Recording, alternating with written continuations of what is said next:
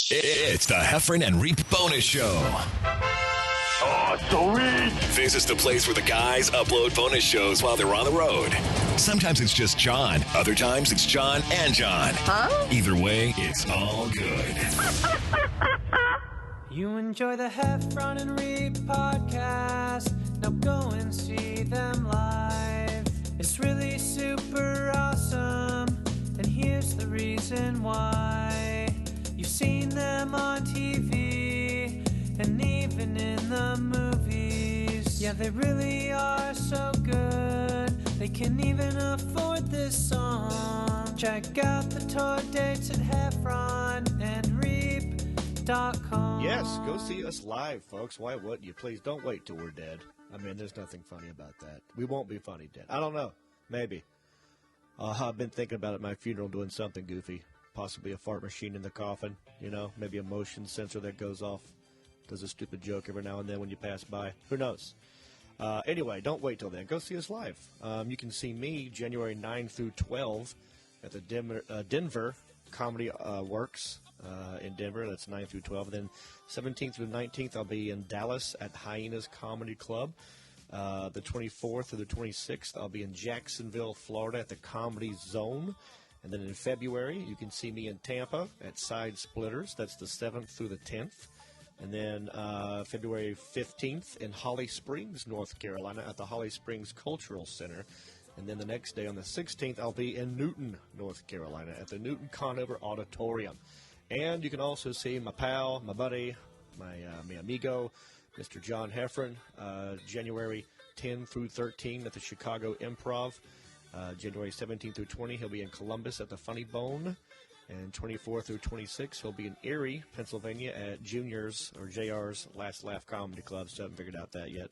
February the 2nd, he'll be in Charlotte, North Carolina at the Night Theater at Levine Center for the Arts. And then in February 14 through 17, you can see him in Toledo at the Funny Bone there. So please support the show. Show up, see us, laugh, buy a CD or something. We love you. Thank you for listening again to another awesome episode of the Heffron and Reep Show, or I should say the Heffron and Reep Bonus Show, because that's what we're calling them when we're not together. This one is just me. I like to say John Solo, you know. Makes me think I'm some sort of Jedi warrior from Star Wars, even though Han Solo wasn't a Jedi. But you understand. It's still cool nonetheless. This one is just me interviewing two of the comics I was on the road with. The first one is a guy named Mike Cody, who lives in New York now. He was a feature act. Very funny guy, very nice guy. And I sat down with him in the green room in Lexington, Kentucky. And then the second one is Gary Menke. And I've known Gary for a long time. And we swapped some stories of the old days. Hadn't seen him in a while, so it was fun to see Gary Menke. So there you go. Sit back and enjoy another Heffron-free. Not that there's anything good about that. I'm just saying. Heffron and Reep bonus show. Thank you. Sitting here in the green room of Comedy Off-Broadway in Lexington, Kentucky. Not to be confused with the comedy that's on Broadway in Lexington, Kentucky. I don't even know if there is a Broadway. Is there a Broadway street? You can talk. We used to be located on Broadway downtown and moved here for a better location. What was it called when it was on Broadway? Comedy on Broadway. So they just had to change one word. Yes. Perfect. I like it. Keep it simple. Mm-hmm. All right, so we're in the green room, and I like it here. This is one of my favorite clubs to play. The crowds are always good. They always get me, I think. So tonight's a Sunday night, and you never know what you're going to get on a Sunday. But I'm sitting here with the feature act, Mr. Mike. What's your last name again? Quite okay. It's Cody. Mike Cody, ladies and gentlemen. Hello, Internet. Thank you. Thank you so much, everybody. Now, Mike, where are you from? I'm from I've lived all over. I grew up in Pittsburgh, like greater Pittsburgh. I spent about the last decade in Cincinnati, and right now I'm living in New York City, in Queens. So, I was just in Pittsburgh. Did you go up to the Improv there? I did, yeah. I got to. Is that where you got started? No, not there at all. I didn't get started doing comedy until I moved to Cincinnati. I moved to Cincinnati to become a professional wrestling manager. Right after college. That's Is true. that real? Yeah, for real. I wanted to be Bobby the Brain Heenan. Wow. Or Jimmy Hart. That was awesome. Yeah. Wait, Jimmy Hart, was he the one with the tennis racket? No, I'm glad you remember him. That was Jim Cornette. He's Jim one of my favorites too. Jimmy Hart was the one with the megaphone, and he had the sunglasses and go like, "Come on, honky, come on, honky." That's the old school wrestling. Absolutely. Before it got really big. What league was that? Do you remember what league? WWF. The WWF. Mm-hmm. Nice. That's what I grew up on. Now, so you watched wrestling and you were a fan of wrestling. Oh, I love it. Yeah, I watched WrestleMania 3 with Hulk Hogan against Andre the Giant, and I got hooked, and that became my obsession. So I said to myself, after college, I'm going to go. Yeah. I want to be in wrestling. I knew I couldn't be a wrestler because I'm like 5'7", and I'm fat and uncoordinated. And I got to the school to train to be a manager, and then I was like, oh, I'm still 5'7" and fat and uncoordinated. What school? It was called Main Event Pro Wrestling Camp. That's a real thing. Swear to God, yeah, man, there's That's schools awesome. all over. For yeah.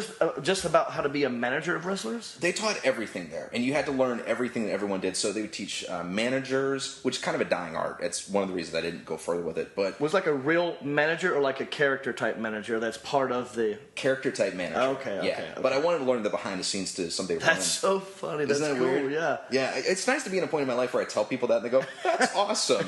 Versus, like, you're crazy. Yeah, I would just get blank stares because I had a day job at a law firm. I told people, yeah, I moved here to be a wrestling manager, and people would just stop the conversation and just walk away. And they go, what? Yeah. That's the oddest thing. When I went to a community college for 2 years in Hickory, North Carolina, and there was this dude, just a random dude, I don't know, came up to me one day and said, would you be interested in wrestling? And I was like, what do you mean? He's like, well, I manage wrestlers. I want to know if you would like to be a wrestler. I'm like, no, I don't want to be a wrestler. I mean, he was coming on to me, I found out later. Like, he's like this gay dude. That he wanted to wrestle. Yes. Okay. He would come up to people and like, you want to wrestle? Like that was his thing. So what a horrifying pickup. Yeah, I don't know why I went there. That's the only thing I got to relate to that. Except for my brother, we had a trampoline. We would wrestle a trampoline and stuff like that. But so you went to where was it again? You went for this. It was school? in Cincinnati, Ohio. Cincinnati, okay. Yeah, just right outside of Cincinnati. So I moved there, and I figured out after about a month, like, oh, this isn't working. So I a month, about a month. A month in, you're like, I'm done. Well, they made me try to do this movie. It was called what was it called? It was like a hip toss, which is like somebody runs at you, you grab their arm, it's like you're square dancing, then you throw them. Well, this one I had to do. Basically, the person would grab your arm, they fall back, and then you flip forward and land on your back. Well, they're not helping you with the flip. You just have to jump in the air and do a flip and land on your back. And I kept landing on my head. Oh. And the instructor goes, Mike, you're going to kill yourself. Yeah. And that was also around the time one of the guys said my nickname should be Jimmy the Feather because I was so light with everything that I did because I'm not an athlete. And that's when I said, I think it's time to quit. Yeah. Did you have a sort of character in mind before the feather comment? Oh, absolutely. Yeah. Absolutely. Yeah, the feather killed everything. But I wanted to be a Bobby Heenan type. I wanted to have for a while I thought, oh, my last name should be Foster, so then I can have the Foster family. And I was like, yeah, Mr. Foster. Foster that's family. Be great. Oh, that's good. Yeah. I thought you're the first person that's ever said that was good. Well, I just not got it. I'm like, oh, Foster family, I get it. Yeah, yes. Yeah. Oh, that's cool. Mm-hmm. So how the jump from wrestling manager to comedian? Boredom. I signed a lease in Cincinnati. I was dating a girl, and then we broke up, and I just signed this lease. So I'm here for 11 more months. I'm like, what the hell am I going to do? And so I just saw an ad in the paper saying comedy class, and I'm not a comedy class I'm not a big fan of it, but it wound up actually being decent, and I got good at it and stayed in it, and now I couldn't imagine doing anything else. Yeah. Well, if you go to wrestling school, why not a comedy class? Yeah, exactly. I took a comedy class when I started at Goodnights. There was a guy who taught a comedy class, and I was the same way, thinking like, really? Is this guy going to teach me how to be funny? And that's not what they teach you. They teach you like basic stuff, like move the mic stand out of the way. Make sure you talk into the microphone, and save the funny part for the very end. Yeah, and that's all I got out of it. But it did totally help me, so I'm glad I took it. Yeah, I feel like they shave off like about 3 months worth of open mics. Yeah, that's about it. And plus, the guy who was running it, he was also running the open mic. And he said, there you go. He said, "Well, if you don't take my class, you're not going to get on stage." I go, "Okay, I'll take your class. Here's $100." So I did. Cool. So now, how long you been doing the? Is this your full-time gig now, or? No. Well, at the moment it is because I haven't lined up a day job in New York City. So yeah. Oh, because you just moved. That's right. You just moved. Just moved to New York City just about a month ago to pursue. Exactly. Yeah. Just get on stage, get super famous. There are tons of opportunities for stand-up in New York, which you probably know already. I mean, you can go up 7 times in one night if you make the rounds, all the different comedy clubs and venues they have out there. Yeah, absolutely. Have you ever run into any wrestlers that are doing comedy? Because there are guys that are. Yes, I have. I got to do like a guest spot for my favorite wrestler, a guy named Mick Foley. Oh yeah, yeah. He's doing comedy now. Yeah, and he's good. How's his act? I haven't seen it. I saw him on like a bill somewhere, like coming soon, Mick Foley. I'll tell you what. If you don't like wrestling, yeah, don't. Probably not for you. Yeah, it's not. Is he the one that had the sock puppet? Yes, he was. Does he use the sock puppet on stage? I mean, No. You think that's a human right there. You know, Jeff Dunham's already huge. Why not go that route, right? Yeah, or at the very least, sell him afterward. I mean, you got Walter, you got Socko, you got everything you need. But he was funny. He was. I mean, it's wrestling stories told from a guy who's been performing, in a very different way and talking on the mic. Yeah. Well, for over 20 years. So. Yeah, he seems to be like the times. I had roommates who loved wrestling, so sometimes I would have to watch it because we had one TV. Mm-hmm. And then every now and then he'd slowly get into. It's the same way I got into The Young and the Restless. Okay. Yeah, my mom would always watch it when she was making supper, so I had to watch it. Mm-hmm. And I get to college, and I'm like, "What the hell's Victor Newman up to?" So the same thing he was doing 6 months same ago, thing, probably. being a badass. But so with the wrestling thing, what were we talking about? What was that? I just lost it. Mick Foley? Mick Foley. He yeah. seems like a smart dude to me, like an educated guy who's like he's really well spoken. Yeah, he really is. Yeah, very, very thoughtful. Well, you know who else is doing stand up as a wrestler is Roddy Piper. Yeah, yes. Yeah, he's. I think if there's anybody who's near Indianapolis, I think. Oh, this might have just happened, but they were doing a convention together. Yeah. And, so they were each going to do their acts, and I would have loved to see that. That would have been great. Oh, it would have been amazing. King Kong Bundy also doing some stand-up, yeah. Nice. Ric Flair is funny, but not on purpose. No, not so much. He's kind of sad. He lives in Charlotte, North Carolina, and I got a buddy who sells insurance. Yeah. And that's one of his clients is Ric Flair. And he's basically has no money. And I was going to Charlotte because it was our fantasy football draft, and we were going to drive up to the mountains. We had this big cabin, and we were all going to, a bunch of dudes hang out for a weekend and play fantasy football. But on the way, he's like, I got to stop at this bar first. I was like, why? He goes, well, Ric Flair's there, and he owes me money.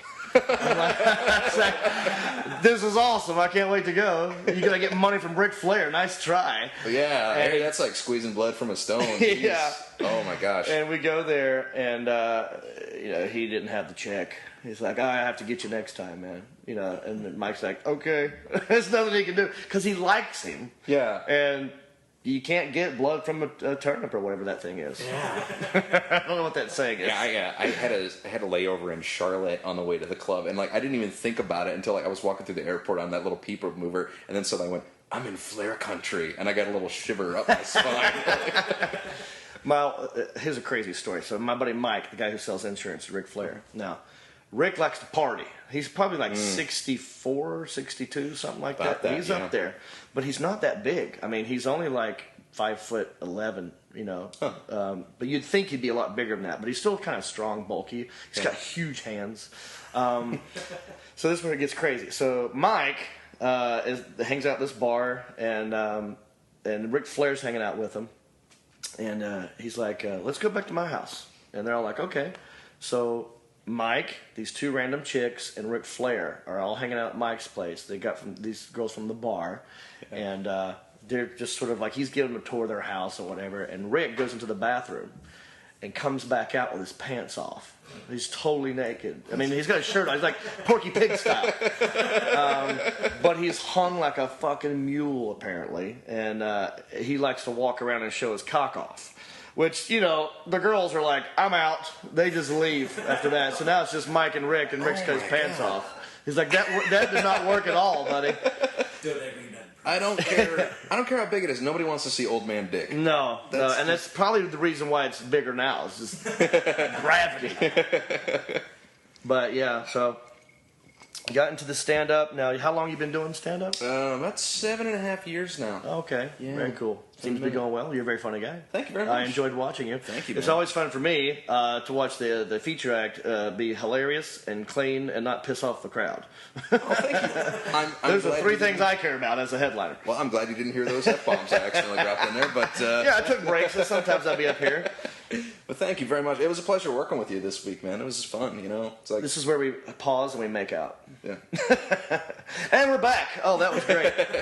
Sorry I cut you there. I got thin lips.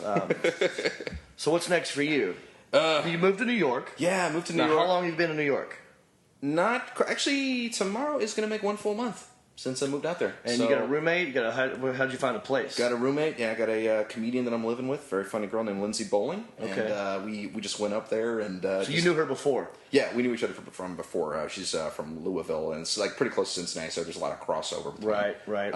But yeah, so we just went out there, looked around for a couple days, and just the very last place that we looked at, we'd given up hope. We were going to live in this place that looked like it was a war zone. It's this area called Bushwick that people say is up and coming, but it looks like it's more just barely hanging on. Yeah. And we almost took that one. Bushwick. That doesn't even sound Where safe. is that? What's that close to that I would know? What borough are you in? That's in Brooklyn. Brooklyn. I'm in Queens. You're in fortunately. Queens. Yeah, we found a sweet place, a little 2-bedroom. Is that good? Queens? I can't remember. What's Yeah, good dude, in it's that? good. It's a little more on the boring side, but I don't care. Like Yeah. What club is closer to where you live? The club that's closest is a place called the Laughing Devil. Like it's out in Long Island City. I love the names of clubs. Oh yeah, Laughing Devil. that's close. There's a place called Creek in the Cave, which if anybody listens from New York, my show that I started in Cincinnati called Underbelly.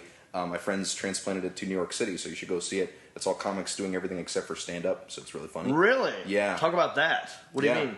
Oh, Is it like a sketch or is it improv or what do you do? It's basically whatever you want to do. The one we did in Cincinnati, we did for about 2.5 years at this rock club called the Southgate House, and we basically ran it until Southgate House had to close. Then we did a farewell show a couple months ago. But yeah, it's just everything you want to do. You want to do poetry? If it's funny, do it. Yeah. Dance.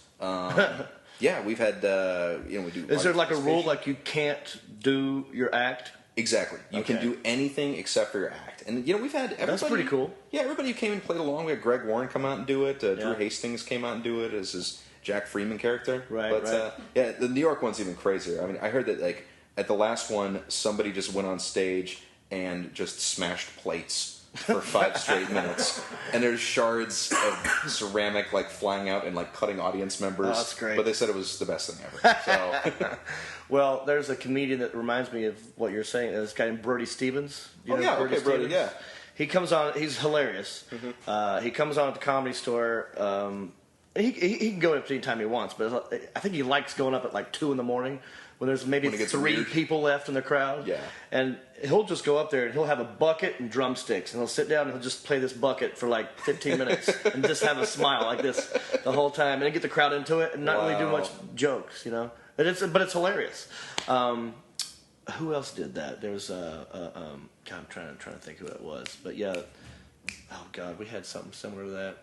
I like my buddy Ari Shaffir. Do you know Ari Shaffir? Is he the amazing racist? Yes. Okay, yeah. He is the amazing racist. That's a weird thing to be known for. Yeah.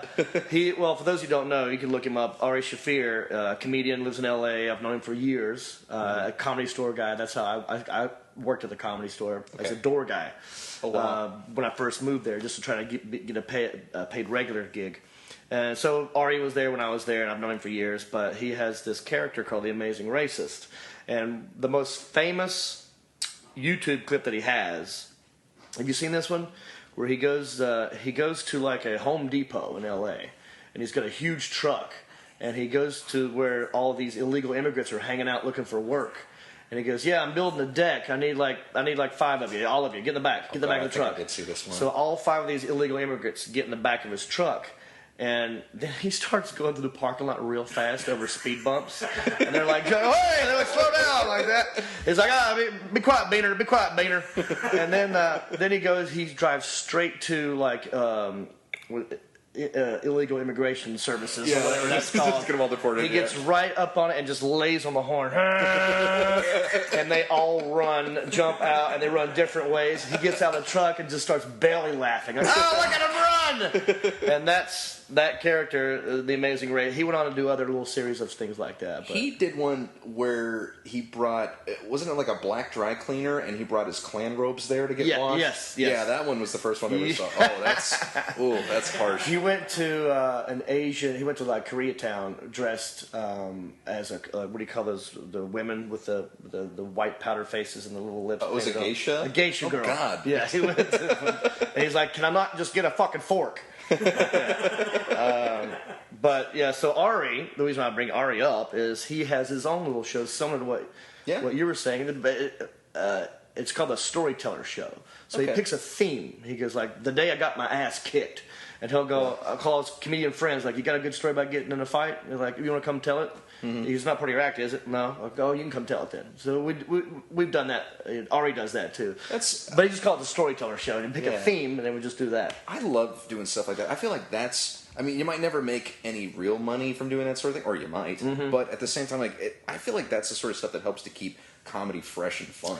Because you're just working on other muscles other than just the ones that you do when you're doing a normal act. And it's amazing. I agree. Well, that's cool that you do that. You still do that in New York? Or you stopped doing it? You said it moved somewhere? Okay, well, my friends took it from Cincinnati to New York, and the Cincinnati one ended just because it was like I was moving and like a lot of other people who did it were moving. But the one in New York, which my friends run, that one's still running at the Creek in the Cave. And then my friend Ryan Singer is going to be starting it out in Los Angeles in the middle of next month. So December 14th, Underbelly in LA.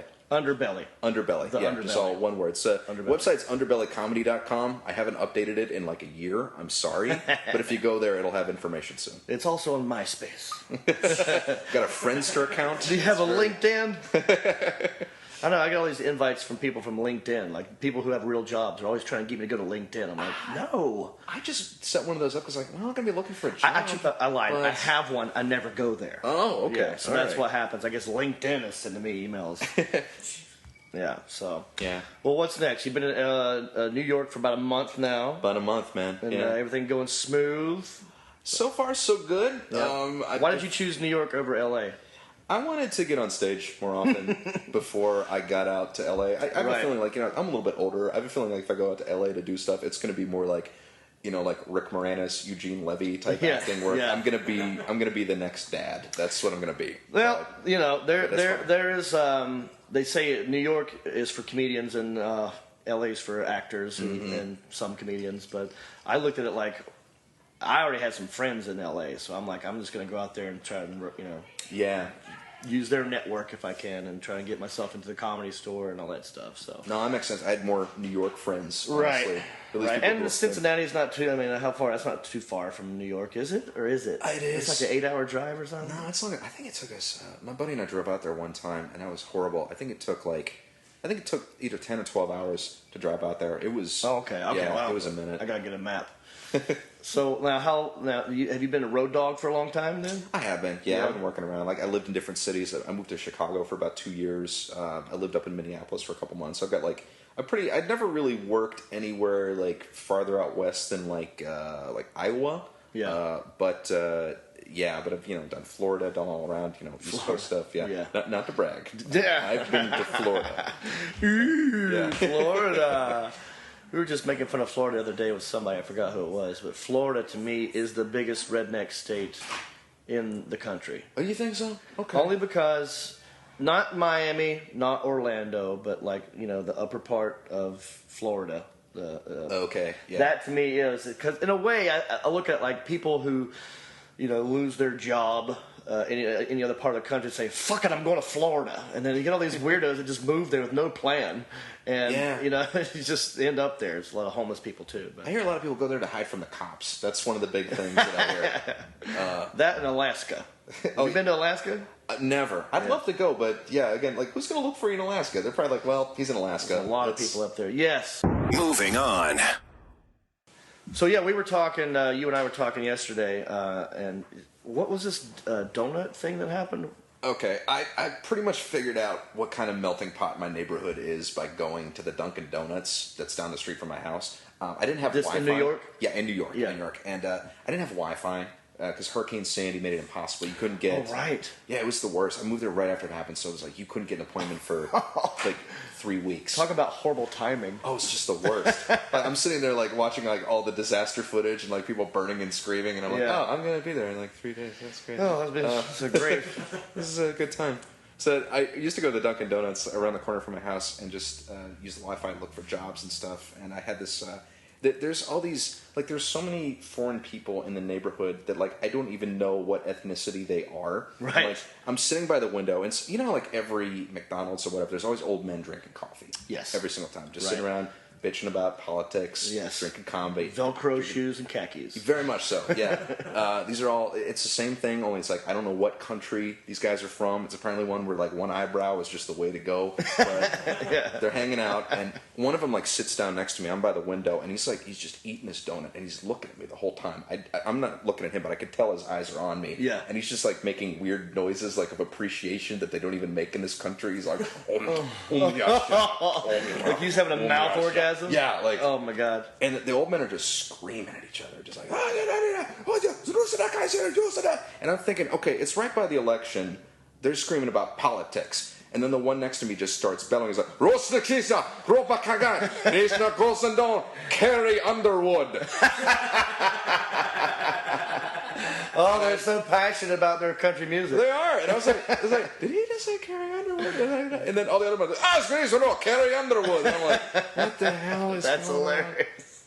So that's my neighborhood. Did you ever get into it? Like, what were you guys saying about Carrie Underwood? Well, that one, I think one sounded Russian. Yeah. And the other one sounded sort of Middle Eastern. Yeah. Is that what we had? I don't know what it was. I haven't figured out the voice to tell the story yet. But, but that's what happened. They always, see, I've brought this up with people, too, and I'm like, they say L.A. and New York is the melting pot. You get everything, all races, everyone goes there, and it's a big melting pot. I'll go, well, not really, because... At least where I grew up, we didn't have a Little Italy. We didn't have a Koreatown. You know, that's segregation. Yeah. These little towns that are in all these big cities, you know, I thought segregation was supposed to be bad, but apparently not. They still have it in L.A. and New York. You can go like little Armenia, you know, but if I stroll in there, it's going to look weird, you know. But to me, it just seems weird. It's not really a melting pot because they've not melted. They've not like assimilated. They're like, we're having this community, this is ours. Yeah. You know? It's more of like, it's almost like a walk. Like all the flavors are getting mixed together, but everything, it's still broccoli, it's still chicken. It's like a kid's plate. Like, those green beans better not touch my fucking mashed potatoes. That's gross. Cool, man. Well, where can, are you on Facebook? You have a website? Where can people see you? I am, yeah. My website is MikeCodyComedy.com. I'm on Facebook. It's just my name, Mike, then .Cody, and then the number 1. I signed up late on Facebook that day. There was already a Mike Cody?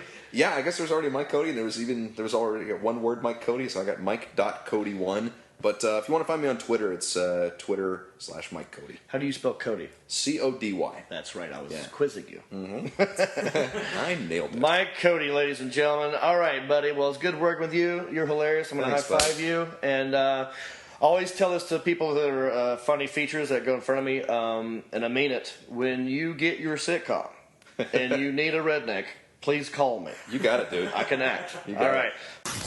Lock it in and rip the knob off. You're tuned in to the #1 show on the planet. The Heffron and Reep Show. Yes, we're in the green room right now at the Dayton Funny Bone in lovely Dayton, Ohio, the Gem City. I don't know why they call it that. And I'm sitting here with comedy legend, I like to say. I like to say so, too. Gary Menke, what's up, buddy? Hey, man. Good to see you again. Good to see you. Every 7 years, we got to do this. Yes, it is. It's like a leap year or something. Is that every 7 years? How's that work? Leap year's every 4 years. Oh, okay, close enough. Last time I saw Gary was in Orlando, Florida, at the Orlando Improv. Old one downtown. Yes, and that has a bad memory in my brain because of something that happened not you. No, but more of a bad taste. Yeah, even worse. And I may have talked about this on the podcast before. Let me back that up. I may have talked about this on the podcast before, but for those of you who don't know, years ago, 7 years ago, to be exact. I was on stage at the Orlando Improv. It was a Wednesday night. I wasn't really famous from Last Comic Standing or anything like that. You weren't famous at all. No one really knew me, but I was headlining. It's like an unfamous headliner. Yeah. And so it was a Wednesday night. Maybe there were like 30, 40 people in the crowd, something like that. And about maybe 15 minutes into my act, I was doing well enough for 30 people. And a waitress walks over to me, and she has a shot glass in her hand, a little shot. She goes, "Here you go. This is for you." I go, "Oh, thank you. What is this for?" She goes, "Oh, it's your first time here, and we like you, and it's just it's sort of a welcome to Orlando shot." I go, "Oh, what is it?" "It's a redheaded slut." I'm like, "Oh, sweet. I love those." So I chug it, and it was not a redheaded slut. It was a AKA Prairie Fire. Prairie Fire. I don't know what's in that. I know it's Tabasco sauce. Yours was Tabasco, but another comedy guy, John Morgan, Raging Cajun, who you think could take a little heat. Yeah. They got some fiery sauce they had to sign off on. You're supposed to put 2 drips in 20 gallons. They put 2 shots in his little Prairie Fire. His neck closed up, started coughing, crying, and they think it's funny. I don't get that. Why would you sabotage your own show? Yeah, I don't know. I mean, maybe they're not investors. Well, they're not there anymore, are they? No, they're not. That one's shut down. That guy, that guy's gone. So I don't know who the manager was. No one ever took the blame for it. I'm blaming the manager because he thought that was hilarious. It was him, wasn't it? Yeah, it was him. I think I kind of knew it was, but he never owned up to it because I got so mad. Oh yeah. Because that's dumb. I mean, I don't do hot shit anyway. That's silly stuff. But other than that, I had a good time hanging out with Gary. Gary's like me, likes to have a good time, have a beverage or 40 sometimes after a show. I don't know. Do you still party, or are you sort of I'm retired. Family guy now? Retired. What's going on? I got my son. He's just turned 14. No Does kidding. a little comedy himself. Really? You can check him out on YouTube. Type in "haha" for autism. He's an autistic kid. Oh, really? Yeah. So you have an autistic son who also does stand-up. Yeah. How'd that come about? You know what? We were in Virginia, kind of on vacation, a working vacation, and I was working with Bruce. Yeah. And Bruce and my son clicked. And Bruce wanted my son to go on stage and introduce him. Really? Why? Yeah. Because he's... Just thought it'd be cute. Yeah. And so I go, how old was he at this time? 12. 12 years old. And I go, okay, we'll try. Uh-huh. So the music goes up, and he goes up to bring up Bruce. He's like, "Stop the music!" And then he just kept talking and never introduced him. Was he doing jokes? No, he's just, "SpongeBob says this," and Thomas the Train is Sir Topham Hatter crossed. Were people laughing? People were laughing and loved him. Yeah. And so I went up and rescued him and brought up Bruce. But that just gave him the bug, and he's done a couple shows with me for autism benefits and stuff. Like in Orlando, he'll draw like 90 of his teachers will come out and see him. Bigger draw than I ever was. Wow, 14 years old starting that. Does he? Well, how bad is the autism? Is he writing? He's light, and it's not like Rain Man autistic. No, it's not like he does some Rain Man things.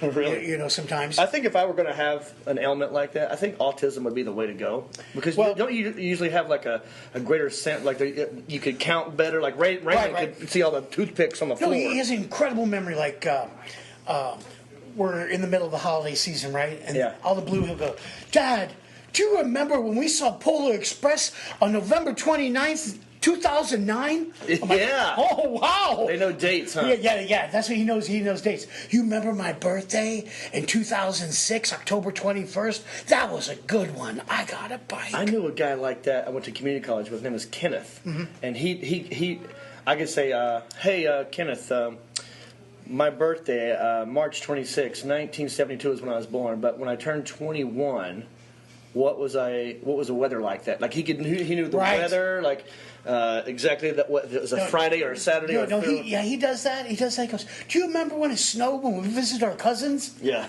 No, not really. But well, that's cool. So he wanted to do that. Yeah, and you know what? And I, I'm not a showbiz parent. He's not going to be a comic. I'm not pushing him into anything. I'm just giving him an opportunity to be open to as many things as possible. Right. So hopefully he's not living with me when he's 30. I got you.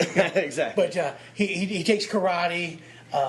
Takes guitar. Well, I bet he's probably really good at guitar. He's good at guitar. That's something he focuses on. Yeah.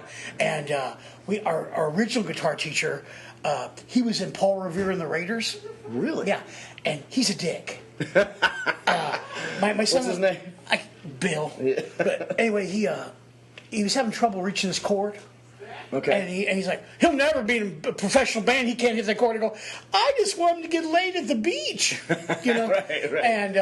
And so anyway, now he has a great instructor, and he really focused on the blues. Yeah. And so, You're awesome. still married? Yeah. Married, 15 years. Same woman. Look at you, buddy. Yeah, Doing that's like 100 years in show business. Yeah, it is. How'd you meet? She was a comedy club manager at Funny Bone. Which one? Davenport, Iowa. Davenport, Iowa. Yeah. Wow, I haven't been there in a long time. Yeah. Is that still there? No. No? I don't think the town's even still. They just got rid I think the recession grabbed it and just took it away down the river. Yeah, some tornado. We're going to float this down to St. Louis. This is your problem now. Yeah, it's been I think I saw this comedian in Davenport. I'm surprised I remember this. I wonder if you would know this guy. He was an old guy. He was a local dude who did some. I think he wrote for the newspaper too, but he was an old guy, and he was an open micer. Yeah. And I came, early, so it was like an open mic. His last name wasn't Zipper, was it? I will not know his Guys, name. remember this joke? He goes, always wanted to be in show business, or it says Zipper opens tonight. You're killing me, dude. Oh, okay. Maybe it was him. That sounds like one of his jokes. You know what, though? You know who's from there? Wait. Tammy Pescatelli. Oh, she is. Started there. Davenport, Ohio. Yeah, anyway, Look at go that. ahead. Sorry to interrupt. Iowa, not Ohio. Yeah. Iowa, yeah. Well, anyway, so this guy came on stage. He's an open micer. He had to do like maybe a 10-minute set, right? Mm-hmm. And he comes on stage, and he has an egg timer with him. And he sits down in this chair. I remember this guy. He sits down in his chair, and it took him a while to get adjusted. And he pulls his egg timer out, puts it right on 10. Hasn't said a word to the audience yet, and puts it on this table on the stage. And he goes, well, and he just starts getting to his act, which was mildly funny. It wasn't horrible, and I was laughing at some of them. And after a while, you forgot all about the egg timer because he was into his act, and you just forgot about it. And then all of a sudden, 10 minutes is up. He goes, bang! He goes, well, that's my time. And he got up and walked off stage. Like, he was right in the middle of a joke. He didn't finish it. That's hilarious. Like, it's the longest setup for a punchline ever. A 10-minute setup. Yeah. So I actually liked that. I thought that was pretty cool. But that was in Davenport. And you met your wife there. She was a manager? Yeah, she's a comedy club manager. She saw your act and you still got married? Yeah. I know, right? She even says that. She goes, I don't think you're funny, but as long as other people are amused and you can make a living at it, you can keep doing it. The wives are not supposed to laugh at us. No, they don't. They get jaded and bitter. It's just like they've seen it too many times. Yeah. So. Well, that's cool, man. We're actually in between shows right now. Right. This is a Saturday night. We just did the first show, packed house, and then second show's coming up. So if you hear stuff in the background, we're in the green room. But I want to talk about like why comedy, how you got into comedy, who's influenced you. I can sum it up all real quick. Influences: Johnny Carson. Oh, really? Yeah, I'm from Nebraska originally. That's right. He's from Nebraska. And I got to meet him one time at a Norfolk High School, Kearney High School football game. Really? Yeah. I saw a biography about him where he came back to his hometown to do something at a football game. Well, this was just at halftime. I saw him over there, Johnny Carson. I went and sat down. I probably irritated the hell out of him. Yeah. Because I always thought, oh man, if I made it before his show's over, I could panel with Johnny. Remember when I came and bugged in my big fuzzy band hat? And he's big. George Carlin. Oh, really? I got to work with once in Chicago. Yeah. Also, one time I had to follow George Carlin. Yeah. I was at KJ Riddle's in Chicago, and he was doing a gig, and he's friends with the owner, Ken Chapanic. He came in and he goes, come on, do a guest set. He goes, no. So George Carlin did a guest set, and I had to follow George Carlin. Oh, wow. Yeah. How'd you do? Horrible.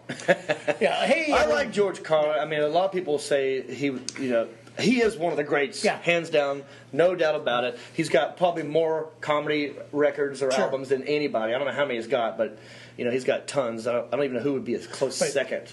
I don't know. Richard Pryor was a major influence. Yeah. And as a little kid, we used to memorize Cheech and Chong albums. Right. And then put on the thing for the other kids, That's funny. But I memorized Ender Dice Clay the day the laughter died. Oh, yeah. Which is weird because you would think people who watch me do comedy, they wouldn't think that I'd be an Ender Dice Clay fan. It's so weird is we had a talent show when I was in 4th grade, and I did Gallagher and Smash Fruit. Did you really? Yeah. A talent show. Yeah. But I started comedy in Phoenix. Oh, okay. And Where are you from? I'm from Nebraska. From Nebraska, that's right. Grew up there from Grew up there. 0 to Grew what? up there, and then on my birthday's June 10th, and on June 12th, 1981, at 2 p.m., I drove immediately away from Nebraska towards Arizona. Went to Arizona State. Okay, Went to gotcha. Arizona State, and What was your major in Arizona? telecommunications. Okay. I was a weekend weatherman in Phoenix. Yeah. No shit. Yeah, I got fired. Guess you got to be accurate. Well, they call it AccuWeather. Yeah. But, What happened? Why'd you get fired for real? What happened? You know what happened? It was Please tell. I love this kind of stuff. Okay, it's Easter Sunday, and none of the real people were there. Producers, directors. I mean, we got interns running the teleprompter and cameramen. I mean, it's a real. Was it for Fox or was it? No, it was KPHO. It was an independent show now, but now KPHO, I believe, is the CBS affiliate. They all moved places. Gotcha. in there, but it was an independent station. Yeah. At the time. And anyway, I was the weekend weatherman. Okay. And Is there tapes of this online? you know what? There's not, because this is back in the day before internet, and Right. and what, these tapes are so expensive. These are like big 3-inch tapes. Right. They're expensive. Yeah, And yeah. so at the end of the week, they would bulk erase all of them. You know. Oh, really? Unless it was some like, if you had some big trial like OJ or something that they would dub off and record footage. Yeah. You know. That was it. No one cared about my weather show. You know? Yeah, so- But anyway, here's how I got fired. It was Easter Sunday, and I'm feeling funny. And I come in with Everlast boxing shorts like Nice. like Muhammad Ali. Yeah. And I brought 10 pounds of hamburger, and I played the theme to Rocky underneath my weathercast. Da-da-da, boom, 78 in Yuma. Boom, Gallup, New Mexico, pouring in at 68. Da-da. I think I'm hilarious. Right. So, Well, I enjoy a weatherman who gets a little silly. well, I was very silly. And so then I'm on the weekend, and the CEO of the company calls me in to his office, wants to talk to me. I go, I must be getting a raise. He must have saw the hilarious weather report. Yeah. Well, he did. And I go in the office, there's a big bag of mail, like on Thursday. He's like, hey, why don't you grab a letter? Pull a letter. Oh, no. We do not like the funny weatherman. Oh. We have livestock. He goes, they're all like that. You're fired. Wish I'd have grabbed that mailbag and left. Well, see, real quick, Yeah. there was a guy in Charlotte who you would have liked as well. You remember when Fox first came on, the network first came out? Yeah, they had two shows, 21 Jump Street and another show. Yeah, but they had, when they started doing local news, Yeah. they always try to be edgy. Yeah. They tried to be a little bit more different than other networks. Yeah. So there was a guy for Fox Charlotte, a weather guy for Fox in Charlotte, right? Mark Mathis. Look this guy up on YouTube, and I might put this up on the website. Yeah. He's got tons of these clips of him doing the weather. He got fired eventually. Oh, sure. He was on cocaine, and you could tell when you watch him that this dude was messed up. Yeah. He'd be doing the weather. He'd bring drums and start playing the drums doing the It's weather. rainy. No, that's just my nose dripping. Yeah, there was like he was doing it was snowing, and there was a snowman outdoors, and he ran out of the studio and just tackled the snowman and came back in. You know, kids are watching this stuff. Oh, You know? my God. But he was insane, dude, and I love that. I love it when a weatherman gets a little crazy because. You know, if It's just the weather. Now the weather can be on. You can get that on your iPhone, Yeah. on the internet. So someone just knocked at the door. Hello, who is it? Maybe not. Come on in. It's Doug. It's the Doug is the MC. I don't know why he's not just walking in. He's being polite. Come on in, man. We're doing a podcast, ladies and gentlemen. Doug. Doug, what's your last name? Doug Morgan. Doug Morgan. That's right. He's got the. He's got that. I like to call those "go to hell" hats. Because if somebody don't like him, you tell them to go to hell. I like that hat. You don't want to see what's underneath. Yeah, It's yeah. nasty. I kind of like it like the newsy hat. The newsy hat. See, that looks good on you. Are you Irish? I'm not. I think I'm part, Yeah. and then parts of. Yeah. Other. You've got like if you just you got the chops going. I do. You got a little Irish look to you. I get a little red, gray. I love those hats. I just got one from a friend. you. Anyways, we're talking to Gary here, and Gary, you were telling us how you got started in comedy, your influences. Oh, yeah, you were working at a TV station. You got Yeah, fired. we're Tuesday. You got fired in that, and there was another thing. This is all before Clear Channel and Big Brother and all these things. You know, one company could only own 7 entities. You know, 7 TV stations, 7 radio stations, and I was on the. I went from there to the show. It was on the USA Network, which is now Spike. It was called See the Music. It was before MTV. Oh, really? And I was a VJ. Right. And then it lasted shortly because this lady had a chance to buy an NBC station in Minneapolis and pulled the plug. But when I started comedy, I started in Phoenix. Pablo Francisco and Ron Morey, and Randy Kagan, and Jack Cohen, and Mark Cordes, and Robert Schimmel, and David Spade, Wow. and all these guys. That's who I go to watch, you know? Uh-huh. And So David was starting comedy around the same time yeah, you were in yeah, Arizona? Yeah. Nice. Well, one of us is doing really well. But this is I live with two comics and a drummer of a band. And Who did you live with? I live with Do Joey Scazola and Ron Morey. I think I know. I know Ron Morey. I know Sean Morey. No. There's a Sean Morey. There's Sean Morey. All right. But anyway, long story short, they did comedy, and they kind of showed me how to book it and call and get gigs, and I'd open for them because one was the headliner, one was the middle, and I'd open. Yeah. And I was a waiter at the time too, at a fancy restaurant, making some decent money. And this is how I thought this is how it went down. This is how easy it was, and how bad it was. I called down to the Tempe Improv and go, and they'd see me. I'd be going down there doing open mics. I go, hey, it's Gary Menke. They go, do you want to MC a week? Yes. Who do I get? First time MC for Jerry Seinfeld. Really? Nice. Before Seinfeld the show, Right. but he's still Jerry Seinfeld. Yeah, he was still a major headliner. Yeah. So that's my first week MC, and I go, and they paid way more money back then too. And then I go, this is why am I waiting tables? I tell the restaurant to screw off. I'm going to be a famous stand-up comedian. And so the next week I just called Laughs in Tucson and go, hey Gary Menke, can I come down and MC? He goes, yeah, come on down and MC. Well, I didn't know that this was just a fluke, that you really had to book stuff 6 months out. Next thing I know, I'm living in my car. Yeah. Like a real comic. Yeah, I had a little phase of that. Not the whole time, but you take a night in between gigs that is not a hotel. Yeah, and sleep in the car. Who cares? You know, though, even when I was homeless, I kept my golf appointments. You know, I was playing golf with some friends, and I knew they had a big backyard. It was nice in Arizona, so I'm sleeping in the backyard till we have to go golfing. I know they have a clock in their kitchen, so I go looking through their kitchen window. Their roommates get a drink of water. Ah! Scare the hell out of him. And he goes, "Gary, sleep in their backyard." You were sleeping in their backyard? Yeah, I was sleeping in the backyard. In a tent? No, just in a sleeping bag. It's Arizona, it's nice. And so I run and high. So then we're golfing that day. I'm a homeless guy golfing. We're golfing. Are you serious? Yeah, we're golfing. I never knew that you were seriously homeless. Yeah, we're How long were you homeless? like a week. A week, yeah. Okay. So No, not really. You were panhandling, were you? No, I had no place to go. But they go, "You were sleeping back here. Come inside, sleep on the couch." And then their roommate left, and I took his room and blah blah There you blah. go. But we're on the second hole of the golf course. They go, "Were you sleeping in our backyard?" Nope. Oh yeah. I was, and you guys were loud last night. Yeah. Can you Gotta tone keep it down. If you want me to move in on your couch, you guys better get it together. Yeah, I couch surfed when I went to LA for a while. Yeah. Stay with different friends on my couch. I mean, you can call it homeless. It wasn't really homeless. It wasn't like I was destitute, but I think it's a rite of passage as a comedian to really go through the hardships some rough times, on the road. Yeah. I went into debt, man. I was like, I had to file for bankruptcy. Yeah. I was losing money doing stand up because Oh, I was partying like I was already rich and famous or something, living off my credit cards, and that adds up after a while. Yeah. But so you went from how long were you in Phoenix before you moved?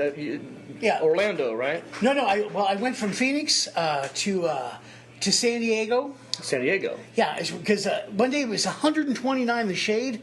What? Oh, yeah. In Arizona. Yeah. And I went out to my mailbox. I was wearing some old Chuck Taylors, and the bottom sole of the shoe stuck to the cement and ripped from the canvas. And I hopped back in the house and go, "I'm out of here." Wow. Yeah. So I drove to San Diego. It gets hot. And interesting thing in San Diego, I had a little studio on the beach, and I met a girl. Studio apartment? Yeah, studio apartment. And I met a girl on the beach, and she played guitar, and she's from Alaska. And she was friends with my friend Butch Lord. Yeah. And her name was Jewel. What? Yeah. Not that Jewel. Yeah. Are you serious? Yeah. And we got her a gig at the San Diego Improv, playing outside on the patio. Wow. On Garnett. Before she was living in her car at the time? She was living in her van. Wow. And are you still friends with her? No. That's crazy. But she did send us tickets to the American Music Awards when she first hit. So nice. Anyway, that was weird. Then I moved to L.A. and then I moved to San Francisco and met all my little San Francisco friends. Yeah. And then I lost a bet and moved to Davenport, Iowa. Okay. And then that's where you met your wife. Yeah, and met my wife. And then I moved down to Tampa and worked at the Improv and now I live in Orlando, and I'm doing stand-up comedy at Dayton at the Funny Bone. Well, you're not just a stand-up. You also book stuff too. Right? I book stuff. I put on some shows, and I book a lot of urban shows. Tell me about that. How that whole thing started. You know what? There really wasn't a market. I mean, there was Def Jam and stuff, but no one was really appealing to the black community to do comedy, at least in Tampa. Okay. Anyway. All right. At the time when I moved there, we didn't even have a hip hop station. How did you get involved with that? I don't know. White guy Seems like a weird thing. Yeah, it seems like a perfect fit. White guy from Nebraska. Come on, why not Snoop? All right. But no, yeah, it was weird. It was weird. And you know what? I love comedy, all kinds of comedy, and I study it. And I just saw this kind of underground group of guys, you know, the Tony Roberts and Doo Doo Brown and Benji Brown and like Little Duvall and names you know now, you know, that were selling tickets that no one had heard of, you know. Yeah. And Doo Doo Brown. The only one I knew there was Doo Doo Brown. Oh yeah. Yeah, I knew. Well, that's a song. Oh yeah. I think there's a song like Doo Doo Brown. Oh, I think it's an artist. Well, he's a real Is he also comic. a rapper too? I don't know if he raps, Okay. but Come on in. I don't know who that is. Somebody at the door? I don't know. But Come on in. John, What's up? There's some guests. It's okay. It's not live. I can cut this out. There's some guests at the bar that wanted to buy DVDs. Do you just want me? Oh, you're busy. How many do they want? Are they in the first show? Yeah. Oh, and they're still hanging out. Yeah. They were in the showroom shooting the shit or whatever, and they just didn't. Do I have to go out there and do it, or will you just hand it to them? I can probably just hand it to them. All How right. much are they? $20. $20. And I'll sign it for you. Where's this? You got the Sharpie? Yeah, I'll sign it. Tell him I was knee deep in a podcast with Gary Menke back here. Right on. $20. Yeah, thanks, man. Yeah, no problem. yeah, they're going to start you. We can wrap this up. Well, okay, so you started booking urban. I started booking urban shows, and then you would. I really do well with black crowds. Yeah. I love them. Well, I can tell watching you that you also have, it seems to me, Louisiana Cajun accent to you a little bit every now and then, the way you talk. Yeah, I think it's Nebraska meets Florida and hillbilly. Yeah, it's all over the map. Yeah. You're a little bit of a Metro Jethro too. I'm a little bit, yeah. Because you bounced around, you've been all over the place. You know, a small town. Small town Nebraska to Phoenix to L.A. to San Francisco, all San over the Diego, place, L.A. So what else are we talking about? You want to wrap it up? I mean, I can keep going unless you want to. Yeah, we can wrap it up here. All right. But thanks for having me on. All right, Gary, this is where we do a shameless plug. Do you have anything that you want to plug? Coming up, dates, anything like that? Websites, Twitter? Yeah. Oh, you can follow me on Facebook, / Gary Menke, or Twitter, Gary Menke. And, How do you spell that? Menke, like the Meineke Muffler Shop without the I. And it's Gary. Gary. Right. And appreciate any fans or friendship. And this Thanksgiving week, I'll be in my hometown at the Orlando Improv. Oh, nice. And good to see you, John. Every 7 years, we got to do it. Yes, it's 7 years, buddy. Take care. Thanks. Go to heffronandreep.com for tour dates and great links. Hey, did you get that? It's heffronandreep.com. Go there now. Since you love the Heffron and Reep show, please go to iTunes and let them know. Rank the show and leave a comment. We don't care what you write, you know. They Heffron